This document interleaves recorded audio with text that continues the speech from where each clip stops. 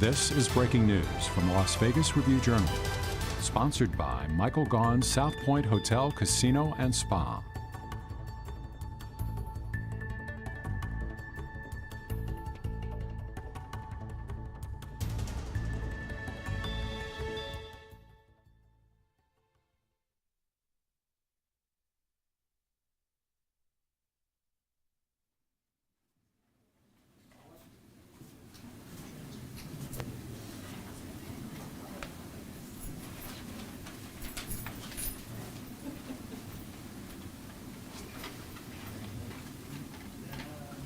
Where do you want all of us?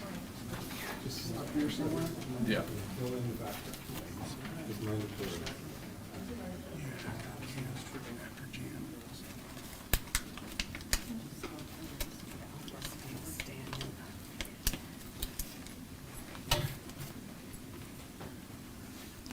Okay, good afternoon, everybody. My name is Todd Story. I'm the Chief Communications Officer for the Clark County School District.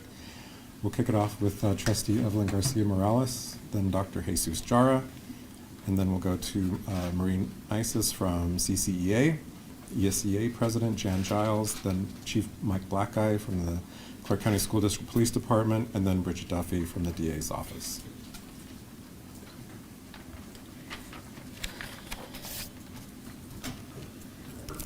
Good afternoon. I'm Evelyn Garcia Morales, School Board Trustee, the Board's Vice Chair, representing District C. Our hearts are extraordinarily heavy because of the violence perpetrated against one of our teachers last week at Eldorado High School. Like I said 2 weeks ago, the level and types of violence we're seeing on our campuses and throughout our communities are more and more violent than in past years. The school board and the superintendent and Dr. Jara are committed to addressing these issues swiftly to ensure that our students and staff feel safe to come to schools and that our education continues. Violence committed by students or adults on our campuses will not be tolerated. Again, I implore our parents to talk to their children. Please be involved in their lives and communicate with them. Now at this time, I'd like to turn it over to Dr. Jara, who will explain the details that will be happening across the district. Dr. Jara? Thank you, Trustee Garcia Morales. Good afternoon. The recent incident at Eldorado High School, as Trustee Garcia Morales mentioned, leaves all of us with a heavy heart. As we pray for our teacher's recovery, I was able to visit with her the night of the incident and many times and had conversations with her as late as of yesterday. So please keep her in your thoughts and prayers as she recovers with her family. I'll also take a moment to really come together for our great leader at that school and her staff. Because the violence that occurred on campus is unacceptable. And as Trustee Garcia Morales, we are going to take swift action to make sure that our students and our entire staff in this school district are safe, and we have a safe place for learning. Let me state unequivocally again, violent acts, assaults, and bullying will not be tolerated in the Clark County School District, and those who choose to engage in those activities will be prosecuted to the fullest extent of the law.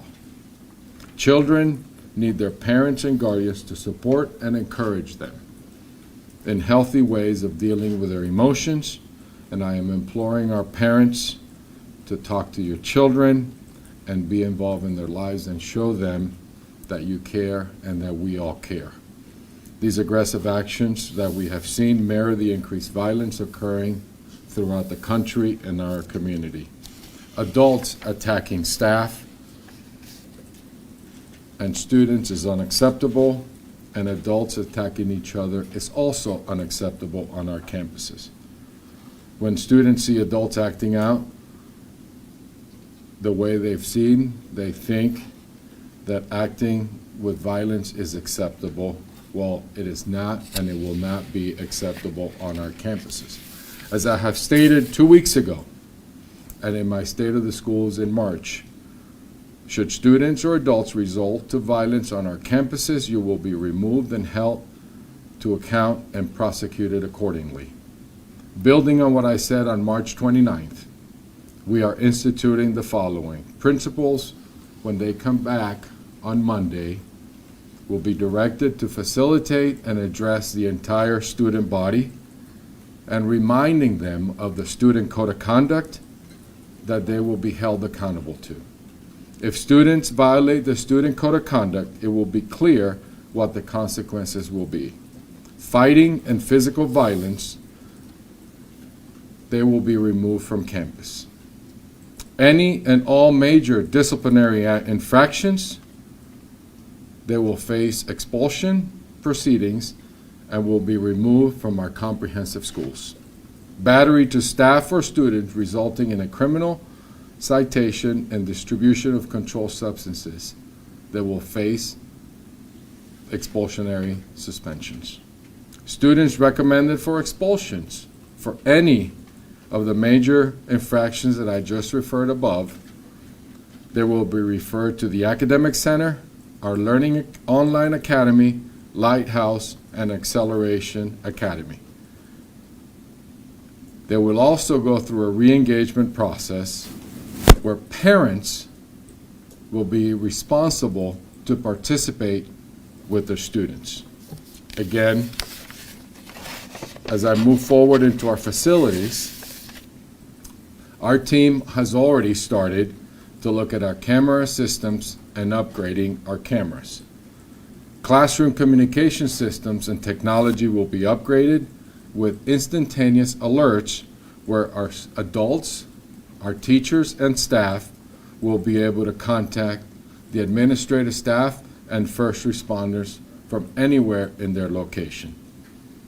We have spoken to our partners in law enforcement who are here with us, and any additional personnel from the Las Vegas Metropolitan Police Department, the North Las Vegas Police Department, and the City of Henderson will provide support to our CCSD police at the beginning, throughout the day, at the end of the day, and during lunch. And now I'll turn it over to CCEA President Marie Nices. Good afternoon. My name is Marie Nices, and I'm the president of the Clark County Education Association. We represent over 18,000 licensed educators in the Clark County School District. I'm here to speak on behalf of the tragic and horrific event that took place to one of our frontline educators at Eldorado High School on Thursday, and what needs to be done right now and in the future. I want to take a moment to share with you a message from the educator who was attacked. I've spent time with her and will continue to spend time with her. First and foremost, she asked the public and the media to respect her privacy. She has been traumatized and she needs her privacy and time to spend with her family. Second, she has asked me to set the record straight. There has been a narrative that this is a story of a distraught student coming in to discuss his grades, and it escalated into an argument. Nothing could be further from the truth. This was a brutal assault.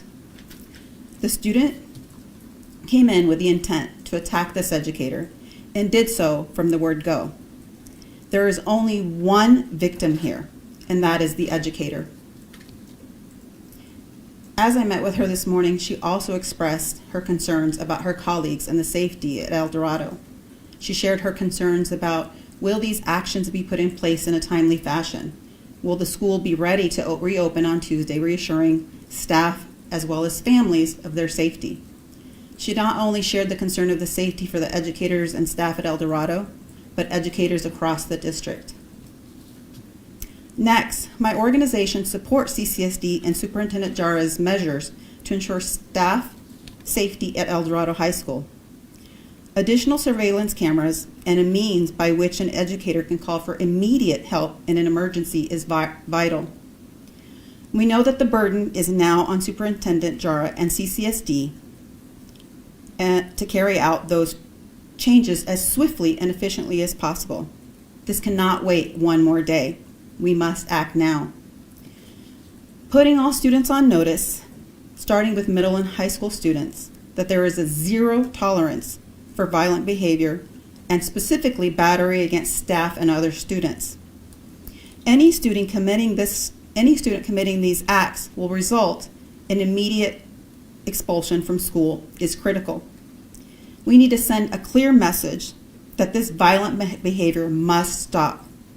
Furthermore, CCSD's outreach to parents, informing them of the zero tolerance, is essential because we need parent cooperation to keep our schools, classrooms and buses safe. The pandemic has clearly disrupted everyone's lives. Behavioral issues and mental health problems among students are at an all-time high. The state needs to fund all schools with the resources to improve our mental health programs for our staff and students. That being said, I also want to send a message to the Nevada legislators and the governor. There was a time when educators and administrators were able to immediately remove a student from school if they engaged in battery against staff that caused bodily harm. In 2019, laws were passed that removed a school district from expelling a student for the violent behavior or battery that caused bodily injury. It was replaced with an unfunded law called Restorative Justice. Since then, frontline educators and administrators have been handcuffed from taking action against violent behavior. We support the district's move to change that. But more importantly, we are calling to all legislators and Governor Sisolak to review that law and to make the appropriate changes to meet the challenges of our frontline educators and the challenges they face every day. On behalf of the educator who was brutally attacked and the 18,000 educators my organization represents, let this day stand as the beginning of ending violence in schools. We know that this will not be a light switch, but we also know without these first steps, we will see more, and God forbid, worse stories like what happened last week in Eldorado. Thank you.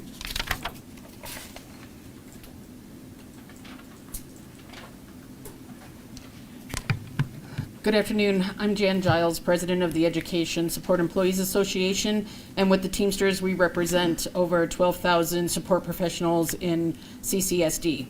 ESEA and Teamsters are committed to partnering with CCSD in ensuring our schools, students, and employees are safe. We look forward to activating the Joint Safety Committee that we recommended at the previous officers' meeting.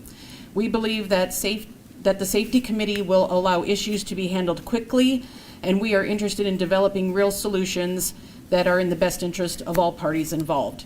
Our schools need to be safe for students and employees. No one wants to be in a school environment where they feel their life is in danger, whether you're a student or an employee. We need the participation of parents and the community. If you see something, say something. Thank you. Sorry about that.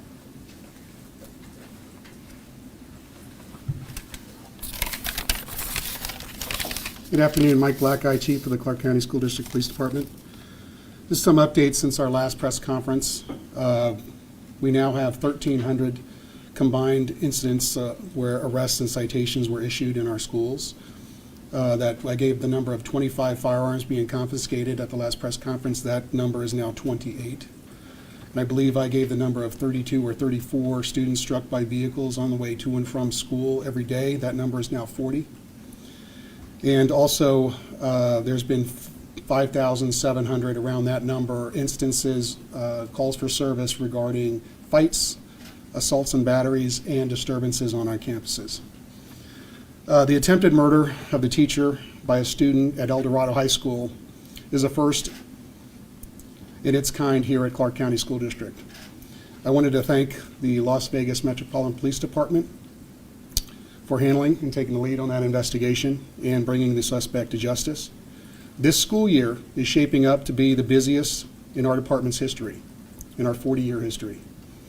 With that, we've asked our law enforcement partners Metro, Henderson, and North Las Vegas to show an increased presence in and around our schools until the end of the school year.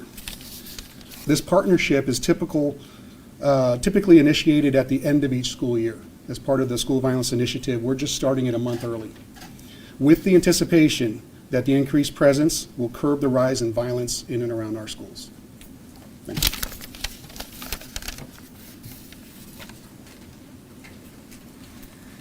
Good afternoon, everybody. I'm Bridget Duffy. I'm the Chief of the Juvenile Division for the Clark County DA's office. So I'm the Chief Juvenile Prosecutor, and I'm here today on behalf of Steve Wolfson. And I stand here with my law enforcement partners from our major metropolitan police departments in the city to say that we stand with CCSD to address all of these issues of violence.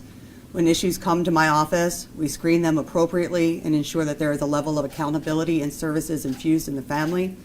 And in the case of the young man from Eldorado High School, he's sent to the adult system to face his consequences. As Trustee Evelyn Garcia Morales said, this year we have seen not an increase of calls, but an increase of the violence, a lack of empathy, and a lack of respect to our adult authority.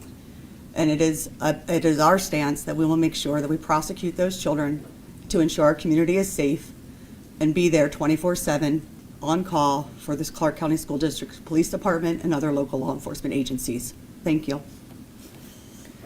Questions?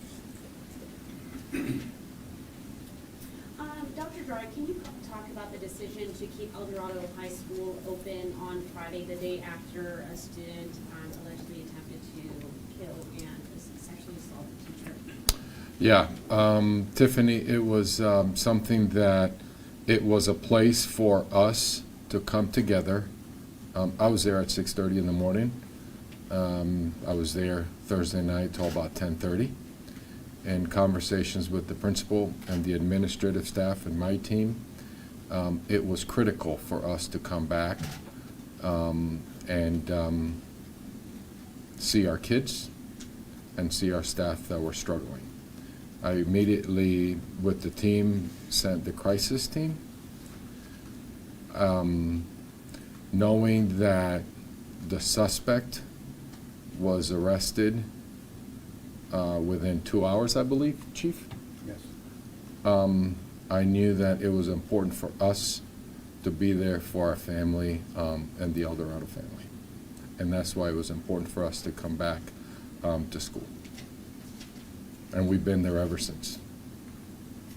You mentioned communication systems and technology will be updated, and there will be a system where teachers, for example, can get instantaneous contact. Is that in the form of a panic button, or is that staffing the intercoms that already exist? It's a great question. We have a tool called audio enhancement that our teachers use in the classroom.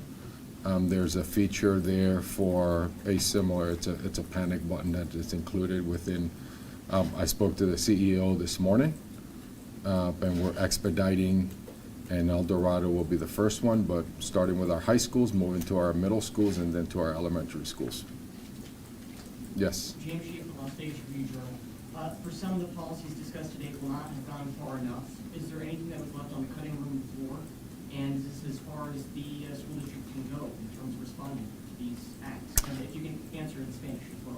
So that'd be great. So to me, when we're really looking at, if I'm understanding the question correctly, when you're talking about my decisions to, on the district code of conduct, I said, as I was preparing for today and having conversations, we said this 2 weeks ago. Now, I want to be, as you heard from my partner in CCEA and others, the message needs to get out to our parents, to our students, that we will not tolerate violence, and we haven't, and we will act swiftly and remove students from our campuses. So I couldn't be more clear, and that message will go out on Tuesday to our entire secondary schools. You come to school to learn, period. And that has got to be the clear, crystal message to our students. Our staff needs to feel safe. In Spanish, I'll try. It's para los estudiantes y para los padres que vengan a la escuela a aprender, es lo mismo que dije hace 2 semanas, que no vamos a tolerar que los estudiantes no se porten bien y porque vienen a la escuela a aprender. Going back to the question before regarding the panic buttons, do those exist in any schools currently, or will they all be new that you're going to be installing? We don't have the feature on our schools today. We're starting with high schools, moving to middle schools, and that's our current process right now. Do you think that would have, having that right now, or at the time of that assault, that would have helped that teacher avoid the situation? Potentially. Right now, I'm focused on what we're doing and responding to the tragedy that we're dealing with. Dr. Durham, you talk about demanding that students be removed from classrooms, letting them know that will happen if acts of violence are committed, but President Isis refers to restorative justice programs, essentially hamstringing administrators' ability to remove. Can you comment to that? I'm going to take, as a superintendent of the Clark County School District and representing the 42,000 employees and the 305,000 students, we are going to take swift action to remove students that are not focused on learning. Do the laws prevent administrators from doing that? Dr. Barton? Thank you, Superintendent. Mike Barton for the record. Thank you for the question. Restorative justice does not apply to this case and other violent acts, so let me make that very clear, that there are some requirements for training with restorative justice, and to ensure that all teachers in the system are trained on appropriate use of restorative justice. It takes time, it takes money from the state legislature. But again, I want to be very clear that an incident like this or other violent acts does not apply to restorative justice. And thank you for reminding me that, Dr. Barton. What occurred, the criminal act that occurred against one of our family members, there's not a potential or a thought of anything about restorative justice. She was attacked, and I cannot tolerate that, and I'm not, and I will not. I'll let Chief Blackeye to answer one of the alert, because we do have some police alert for our educators. Yes, so a district this size, we pilot many alert systems. So we have several alert buttons or panic button systems in place that alert our dispatch center of an incident at a school. They are tested monthly by the principal at that site. Also, there's 18,700, around that number, classrooms in the school district. Just about each classroom has a telephone. Each telephone is connected to the district system where any staff member can hit a certain number of digits on that, and it'll put the school into lockdown. And they can also call the front office and alert of any incident happening in there. That's beyond the call button inside the classroom. Can you give me an example of what kind of a response an educator or staff member would expect to receive once they hit the panic button? Yes, that would depend on the site. Typically, that panic button would alert the dispatch center. Dispatch center would then call back the school site and ask if it was an emergency or somebody hit it by accident. There's a passcode that the dispatch center has for that particular site, and once that staff member gives back that passcode, and then they can provide the information. If they don't have the passcode, then it's emergency situation, respond in kind. That doesn't sound immediate, though. Sounds like there would be a couple of minutes still for something to start pulling. It's quick enough for the call back to come, so however long that would take. Yeah, just to follow up on these timeframes, so does every room already have a panic button, or are you adding them? And then also the surveillance cameras, I'm just hearing from several teachers who've told me not all of them have been operating properly. They don't want to wait till the time it takes to fix everything. What are they gonna see when they come back from spring break that's already taken care of? The systems that we're piloting right now are just one panic button for the site, not a particular room. So the rooms have an intercom system where a teacher can talk to the front desk. Those aren't typically available in a portable classroom. and I don't know the number of portable classrooms we have. As far as, Tiffany, as far as the one that I'm talking about, it'll be for all employees in the school. And, you know, it's, it'll be accessible to them and their person. That's the one that we're moving forward with.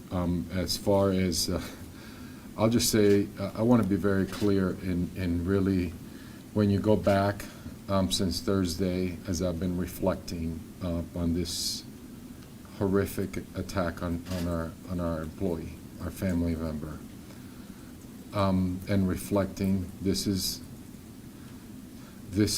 a challenge on how we fund K-12 education. And I want to be very clear, as our partners have been vocal. The cameras, they're outdated, and we are going to find the resources within the Clark County School District to protect our employees.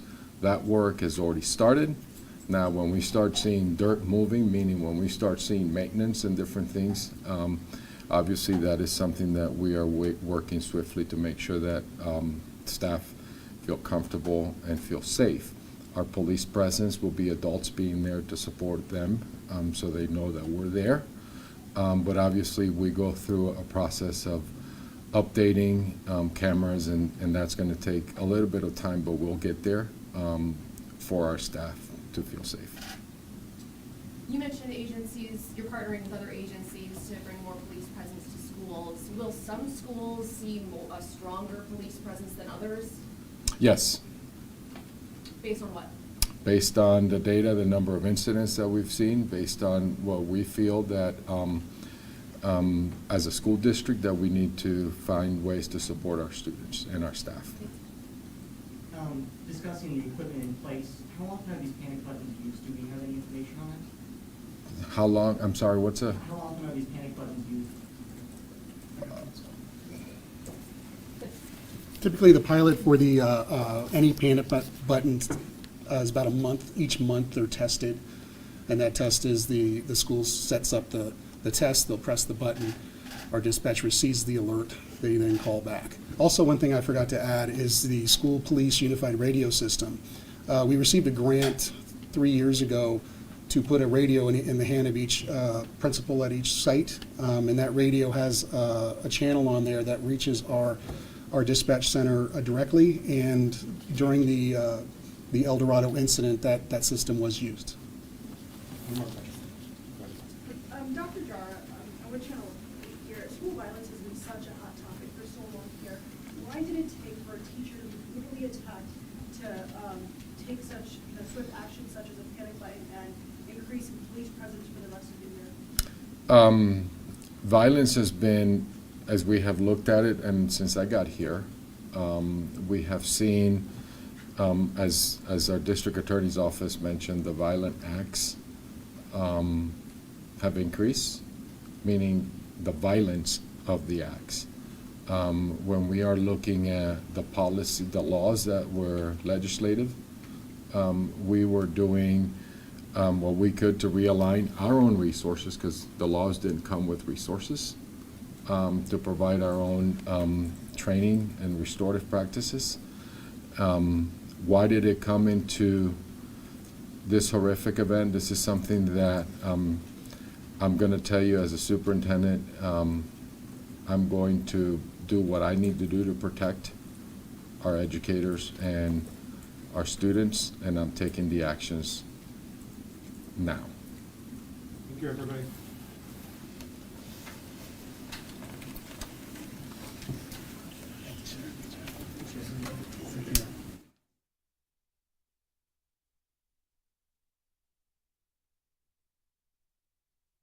You've been watching breaking news from the Las Vegas Review-Journal, sponsored by Michael Gaughan's South Point Hotel, Casino, and Spa.